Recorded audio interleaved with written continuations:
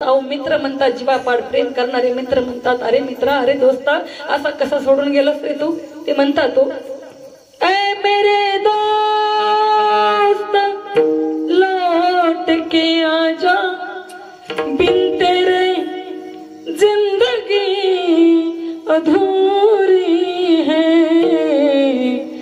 आके तो देख तो मेरी हालत क्या, बिन तेरे हर खुशी अधूरी है।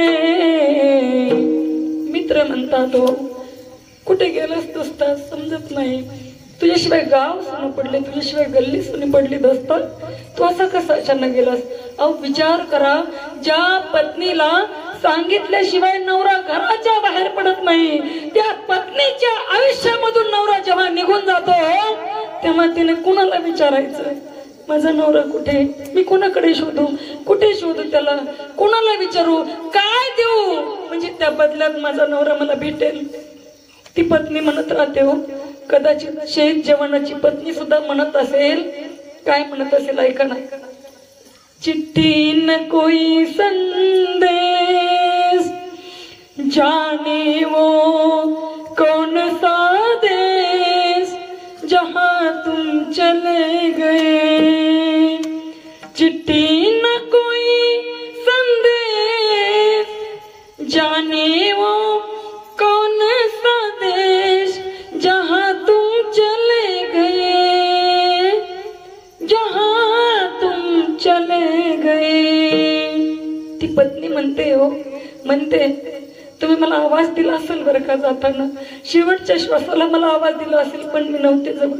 ती पत्नी म्हणते, कहाँ भरी होगी हमने ना सुनी होगी, जाते जाते तुमने आवाज तो दी होगी, हर वक्त यही है गम, उस वक्त कहाँ थे हम, जहाँ तुम चले गए, जहाँ तुम चले गए, कहाँ तुम चले गए। कुठे विचारायचंय हो, कुठे विचारायचं?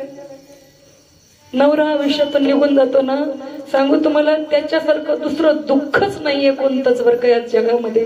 स्वतःचा भाऊ गेला तरी आपल्या संसारात व्यवस्थित होतं सगळं, मायबाप गेले तरी संसारामध्ये आल्यानंतर आपण हे सगळं दुःख विसरून जातो। सांगू तुम्हाला, पोटचं लेकरू गेलं तरी सुद्धा आपल्या संसारामध्ये ते दुःख विसरू शकतो आपण, पण ज्याचा संसारच उद्ध्वस्त झाला तो पुन्हा कुठंच रमू शकत नाही। त्याला रमण्यासाठी एवढीच जागा आहे, ज्या जागेवर मी उभी आहे तेवढीच जागा आहे त्याला रमण्यासाठी फक्त।